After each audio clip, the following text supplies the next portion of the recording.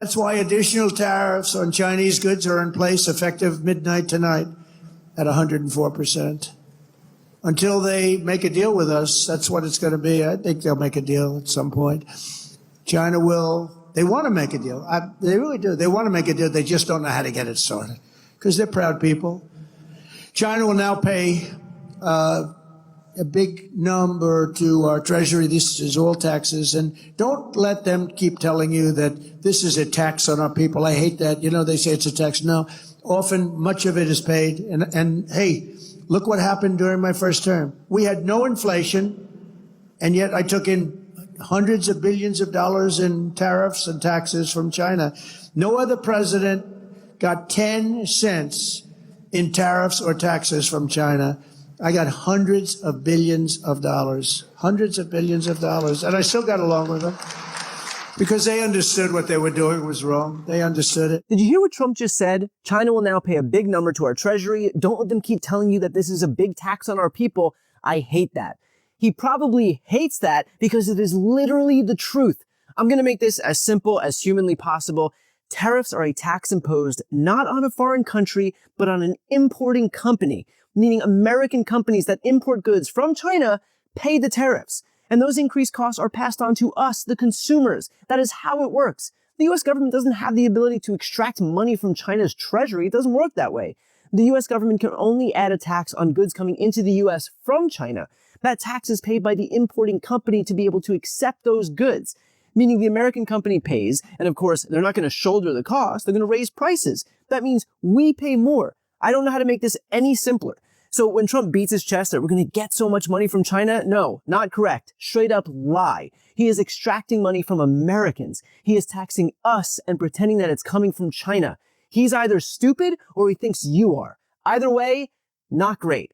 In fact, he's just about to try and explain this nonsense when he bails because there is quite literally no way to explain it. What with it being a figment of his imagination. Don't let them keep telling you that this is a tax on our people. I hate that. You know, they say it's a tax. No, often much of it is paid. And hey, look what happened during my first term. We had no inflation, and yet I took in hundreds of billions of dollars in tariffs and taxes from China. Gotta love how he just bails and pretends that he pulled in money from China in his first term. You want to know what actually happened in his first term? He engaged in a trade war with China in 2018, and not dissimilar to what's happening today, according to the Tax Foundation, the Trump administration imposed nearly $80 billion worth of new taxes on Americans by levying tariffs on thousands of products valued at approximately $380 billion in 2018 and 2019, amounting to one of the largest tax increases in decades. In fact, here's Tennessee's Department of Agriculture commissioner back in 2019 discussing the impacts of the trade war on farmers and the Trump administration having to use American tax dollars to try and make those farmers whole. 60% of our exports were going to China. Trade wars started that effectively lost soybean, corn, took a big hit. I mean, it really, and all farmers in the whole country were affected, and especially those that grow a lot of row crops in West Tennessee. At least some reports that they're making progress with China now. Even if that progress is made and you reinstitute that market, it's going to take some time to get it back developed. Some people say a year or two even after that. So you think the subsidies that they get, they'll hold out, probably won't go bankrupt, anything like that? Well, the money that they get's not going to fill the hole completely. We need some movement on and try to reopen that market before we'll be fully whole. In other words, he's literally done this before. He has screwed over Americans using this exact strategy. And rather than, oh, I don't know, learn his lesson, he opted to double down. What is it they say about the definition of insanity? In fact, take a look at this report from Politico.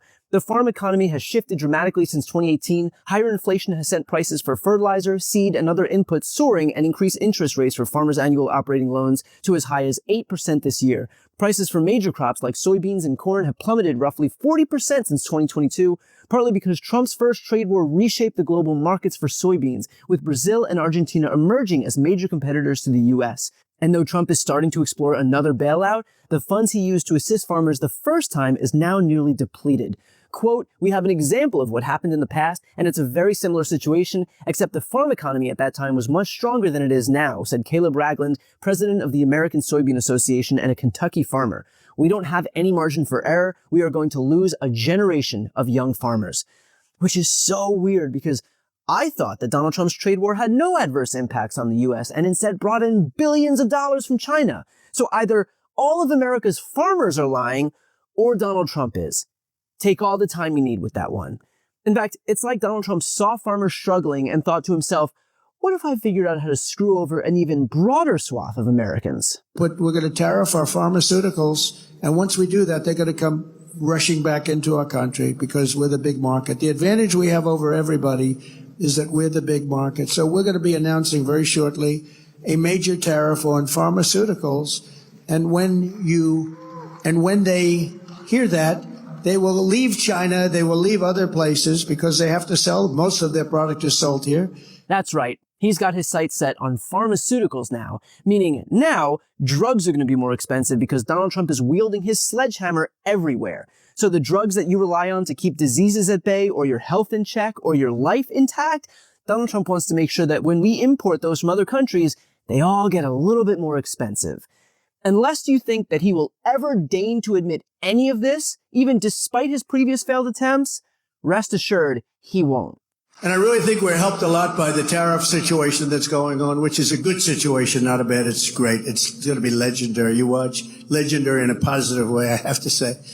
It's going to be legendary. He says that he's, quote, helped by the tariff situation. Right. According to new polling just released, by a 2-to-1, 60% to 31% margin, independents say Trump's tariffs will hurt Americans, and 55% of overall voters agree.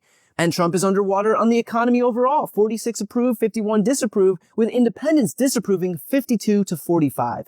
So either Donald Trump has a distorted understanding of the word legendary, or he's just bullshitting everyone yet again.